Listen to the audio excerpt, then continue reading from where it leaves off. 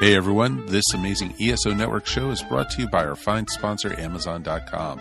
Please remember to shop Amazon for all your geeky needs, no matter what time of the year it is. All you need to do is go to esopodcast.com/ESO Amazon, or click on the Amazon banner on the ESO Network webpage to go to our e-store.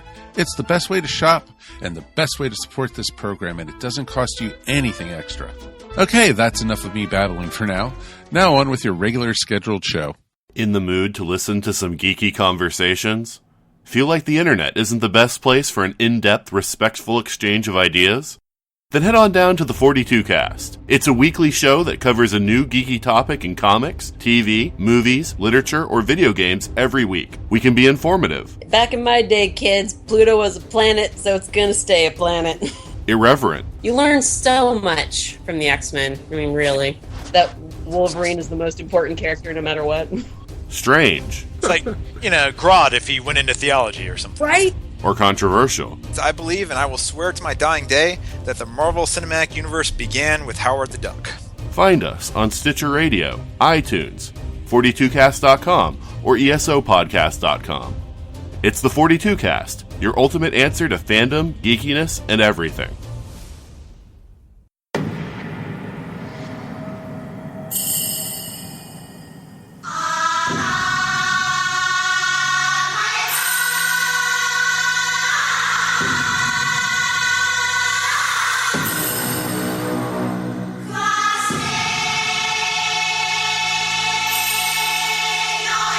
Hello, and welcome again to the Monster Sci-Fi Show podcast. I am your host, The Monster, back to give you my review of Ghost in the Shell with Scarlett Johansson. So if you know this movie, this is a sort of a remake of the anime, which came out in 1995, which in turn was based on a manga that came out in 1989 by the same name. So, in this podcast, I'm going to give you my thoughts about the movie, box office results, and the whitewashing controversy. So, yes, spoilers will be had. Let me begin with the description about the manga. So, in case you're not familiar with Ghost in the Shell, at least you have an idea. In this cyberpunk iteration of a possible future, computer technology has advanced to the point that many members of the public possesses cyber brains, technology that allows them to interface their biological brain with various networks. The level of cyberation varies from simple minimal interfaces to almost complete replacement of the brain with cybernetic parts in cases of severe trauma. This is also can be combined with various levels of prosthesis, with a fully prosthetic body enabling a person to become a cyborg. The heroine of Ghost in the Shell, Major Motoko Kusanagi, is such a cyborg, having a terrible accident befall her as a young child that ultimately required to have the full use of a full body prosthetic to house her cyber brain. So, that's in a nutshell what the manga is about. So with the movie, again, there's slight little changes, but here I'm going to read you a quick excerpt. So, in the near future, the vast majority of humans are augmented with cybernetics, enhancing various traits like vision, strength, and intelligence. Honka Robotics, the world's leading developer of augmented technology, establishes a secret project to develop a mechanical body, or shell, that can integrate a human brain rather than an AI. A young woman named Mira Killian, the sole survivor of a cyber terrorist attack, is chosen as the test subject after her body is apparently destroyed beyond repair. Over the objections of her designer, Dr. Ule, Honka CEO Cutter decides to train Killian as a counter-terrorism operative. So there are elements from the movie which takes some pieces from the manga, and it does slightly change. So it works on some levels, and I'll go into that in more details. But I wanted to play this clip because when I was watching this movie, it reminded me of something else that I love. So listen to this. I realized I stopped caring about the people in the movie. I was interested mostly in the special effects. It's a great movie to look at, but a hard one to care about. I didn't appreciate the predictable story, the standard characters, the cliffhanging cliches. I agree with part of your review. Predictable, cliches. What about the special effects? Dazzling for the first 20 minutes, and then what? I mean, this story goes no place as far as I'm concerned. I invested a lot of energy in this movie watching it because it was so striking looking. And Harrison Ford is an attractive actor, and he does take us through any adventure that he's in. But I'm sitting there halfway through the picture saying, where is this going? And when it's over, I think I've wasted my time. All right, so if you were able to guess what the movie was, and you said Blade Runner, well, then you are 100% correct. When I saw Ghost, visually, I was in awe of what I saw. And I watched this in 3D, and I think I benefited even more watching this in 3D and what they presented on the screen. So it had every essence of that feeling of watching Blade Runner back in the old days, the last century of technology, with this new technology and in 3D. I was just blown away by this. Now, the reason why I played the clip for the Blade Runner is that when that movie came out, and you heard Roger Ebert and Gene Siskel not be crazy about this movie, and yet it is in the top 100 movies from the American Film Institute. 100. In the top 100. That movie did not do anything in the box office, and reviews such as theirs was the reason why it didn't take off at first. So that's why I played that clip in relations to Ghost in the Shell. Not that it's 100% like Blade Runner. There are very good moments. There are highlights that it reminds me of that movie that I love. So I love those kind of existential type movies that make me think about the human soul and what makes someone human. Those are the kinds of things that I look for. And then when I looked at everything that was presented before me, yes, there are some problems, and they were minor compared to how I felt about the whole movie in general. So I really can't complain at all about not loving this movie, because I really did. Now, one of the things that I saw this connection between Blade Runner and the world of in the Ghost in the Shell was that Blade Runner took place in 2019, and this one took place in 2029. So within a 10-year span, I can almost see this almost being on the exact same universe, more or less. I was thinking that because Los Angeles had really let technology kind of overrun itself, but it became like this dirty, stagnant hell. Whereas the world that we see in Ghost, it is as if new technologies are adding and making that city, that world, beautiful and cleaner, despite the layers upon layers of advertising that you would see. Just like in Blade Runner, it was as if Japan was far superior than what you saw in Los Angeles.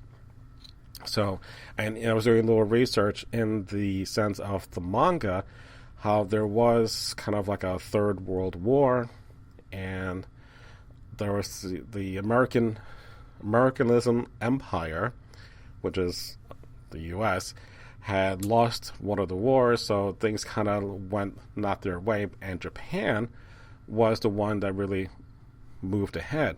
So that's where I was just thinking, it kind of works in that sense. I mean, you can also compare the Tyrell Corporation with the Honka Robotics, because they had two different philosophies. You know, theirs with Tyrell is, you know, more human than human. But it came down to this moment in which, if we remember from Blade Runner, that Tyrell was able to implant the replicants with memories and gave them a short lifespan. That's what helped stabilize them. Whereas here, Dr. Ule had talked about relying on memories is not what makes us who we are, but by our actions. So, because of the storyline, again, this is all spoilers, what we find out about who Mira is that that's not her. She is really Motoko Kusanagi. And her character is that she was abducted because they needed her as to be an experiment. She was a disposable teenager as well as others. So they captured her, they took out her brain, put her into a cybernetic or cyber body. So, and they gave her this new identity of Mira Killian. So that's where you get this whole problem of the whitewashing thing. So why is it that she's Asian in the comic or the manga and in the anime, but she's going to be white in the movie? Again, context of the movie makes the difference.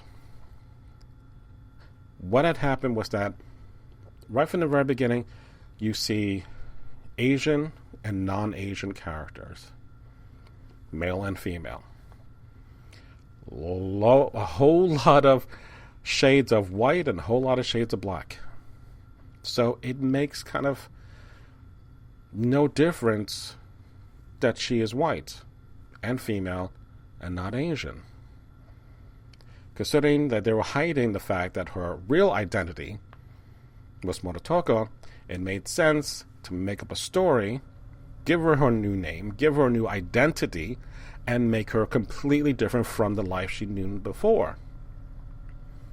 In the course of the story, she started to experience glitches. And those glitches were her from her past life. So that's why if you look at the context of the story, and Dr. Ule was saying about not relying on your memories, she was actually working towards recovering who she was with her actions. So this is where that controversy about the whitewashing really doesn't work here.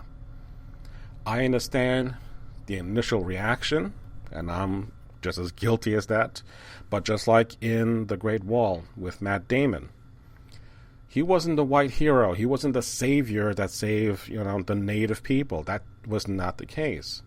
But in the context of the story, he was from the West. The people he encountered were from the East.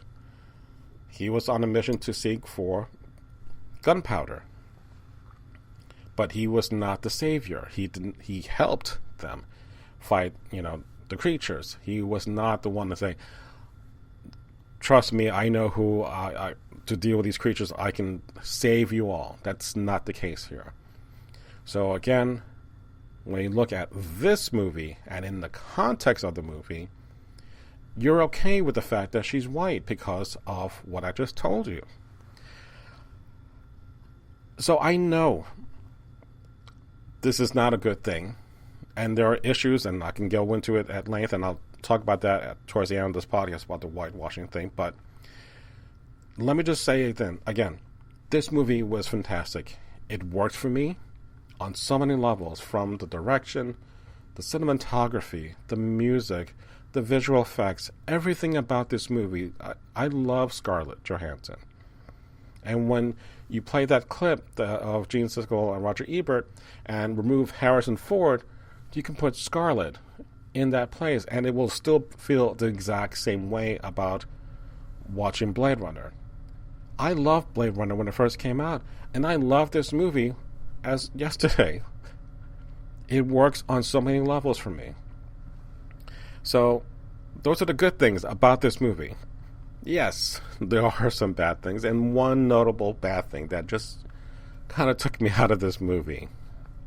Towards the climax, Mira is going back to a location in which she used to hang out with other runaways. And in the course of this, there was a spider tank that came out to fight her and someone else, the other villain, so to speak, in the movie. So I'm like, really? A robotic spider? So it got me thinking immediately about the story about Kevin Smith and how he met with John Peters when he was planning to write the Superman Lives movie, and how John Peters wanted to have Superman fight a giant spider. And when that didn't happen, you know, the story was that John Peters went on to do The Wild Wild West with Will Smith, and lo and behold, there's that mechanical spider at the end. So that was the first thing that I thought about. I was like, really? Is John Peters attached to this? Because I looked and he's not. But I just like, that really threw me out of the movie. That made no sense to have a mechanical spider. But after that, I went back into the movie. Okay, so I'm fine with that. All right, so let me talk about the box office. The budget right now is $110 million. So at twice that amount, and you have the marketing promotion material in there. So I figure that's $210. And then domestically for this weekend, only $19 million. So it kind of puts it in third place overall for the weekend box office. Now, it lost out to the Boss Baby, which was number 1, which bumped Beauty and the Beast down to number 2, but it's been out in theaters for quite some time and had huge numbers.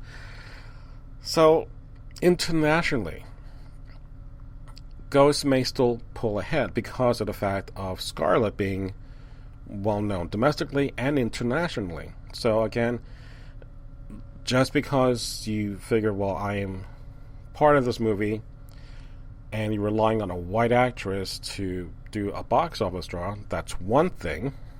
But in the context of the story, it also makes sense. So it's not as if she is pretending to be someone else and forgetting the fact that she was Asian. So that's what I'm going to say about that. So let's go back to the whole controversy thing with the whitewashing. I talked about this before. The years ago when I lived in New York, I remember the controversy on Broadway, and I think it was Madame Butterfly, in which they were casting white actors in Asian roles and not Asians in Asian roles. To me back then, it was as if to say, if you're an actor, you cannot play anyone but your physical look. If you're white, you're a man, that's who you would only play. But as an actor, you have to play anything. Playing a female, that's opposite of your gender.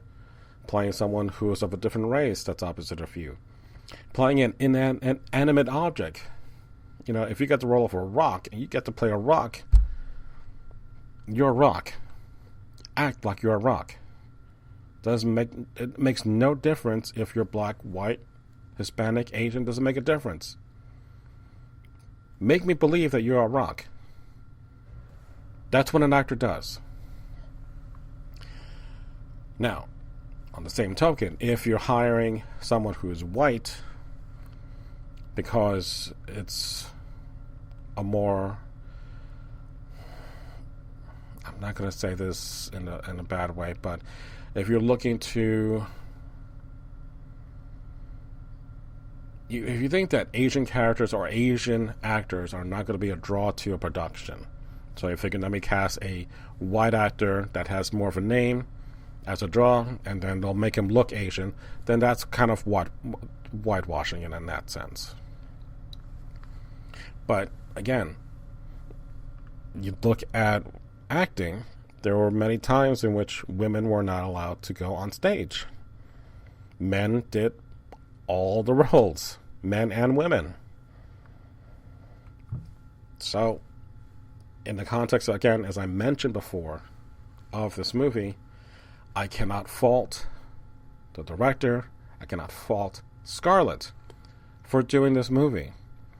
There is this is not a whitewashing issue whatsoever.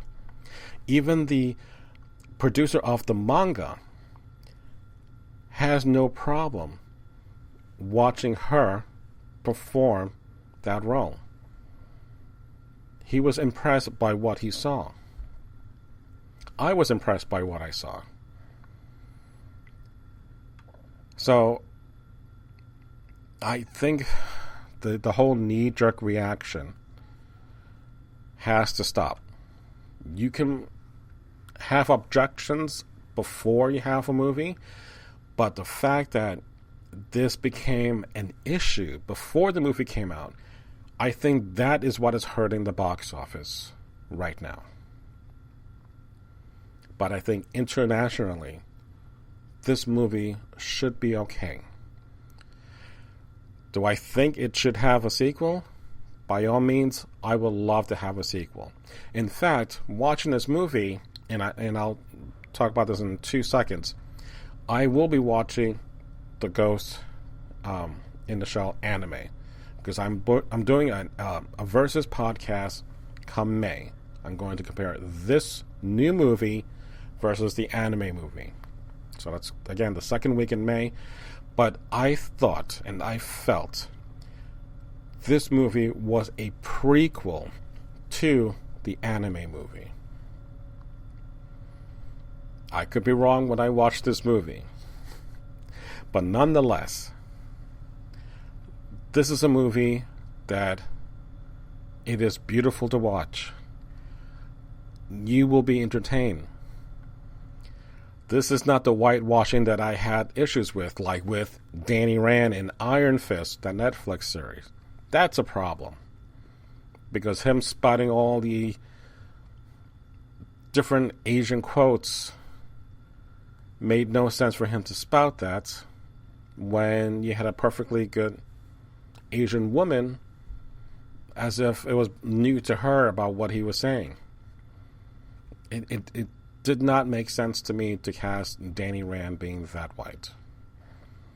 But now that I know the story, it doesn't work to me at all. But in this case, it does work. Again, the original character is Asian. But in the context, they hid her identity in a cyber body that made her completely different from the original.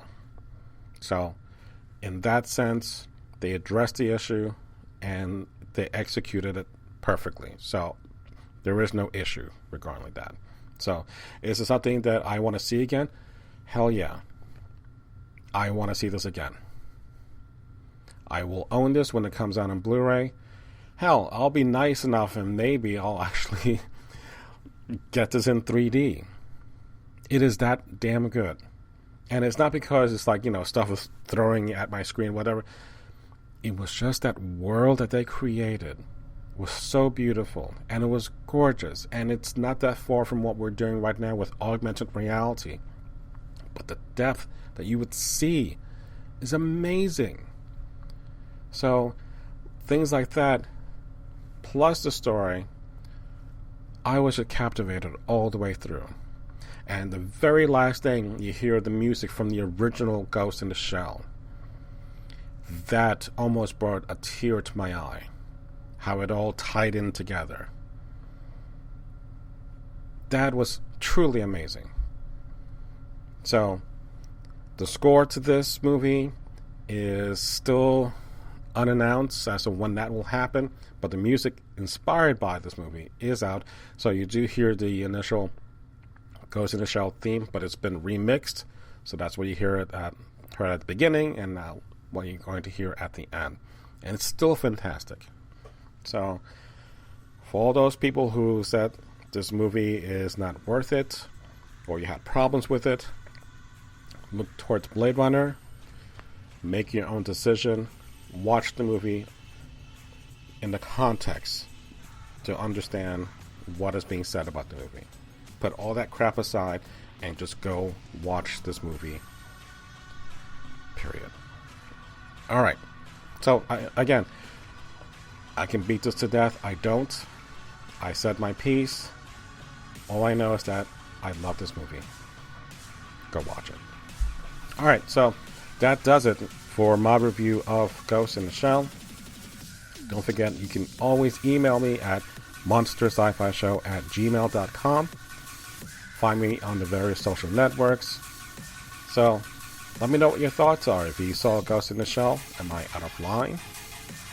Is the comparison to Blade Runner ridiculous? Please, share that with me. Let me know. So, again, thank you very much for listening to the Monster Sci-Fi Show podcast. Sci-fi, from a certain point of view. Good night.